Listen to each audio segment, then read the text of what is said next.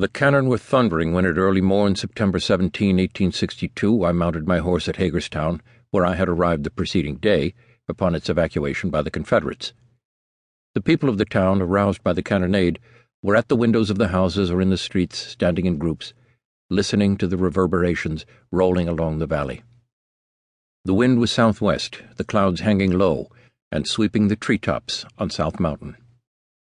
The cannonade, reverberating from cloud to mountain and from mountain to cloud, became a continuous roar like the unbroken roll of a thunderstorm. Wafted by the gentle breeze, it made the battle seem much nearer than it was. I was fully 7 miles from Hooker's battlefield. I turned down the Hagerstown and Sharpsburg turnpike at a brisk gallop, although knowing that Lee's army was in possession of the thoroughfare by the toll gate, then standing about 2 miles north of Sharpsburg. A citizen who had left his home to be beyond harm during the battle gave me the information. The thought uppermost in my mind was to gain the left flank of the Confederate army, mingle with the citizens, and so witness the battle from the Confederate side. It would be a grand accomplishment if successful. It would give me a splendid opportunity to see the makeup of the Confederate army. It would be like going behind the scenes of a theater.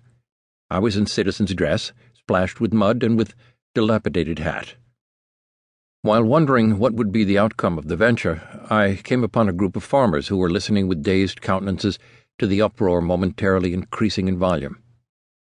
It was no longer alone the boom of the batteries, but a rattle of musketry, at first like pattering drops upon a roof, then a roll, crash, roar, and rush like a mighty ocean billow upon the shore, chafing the pebbles, wave on wave, with deep and heavy explosions of the batteries like the crashing of thunderbolts.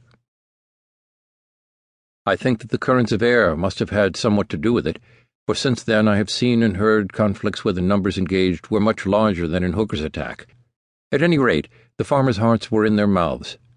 Their faces were blanched, and they were walking about nervously, undecided, evidently, whether to flee or to remain. "I wouldn't go down the pike if I were you," said one, addressing me. "You will ride right into the Rebs."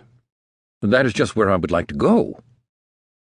"You can't pass yourself off for a Reb. They'll see, the instant they set eyes on you, that you are a Yank. They'll gobble you up and take you to Richmond," said the second.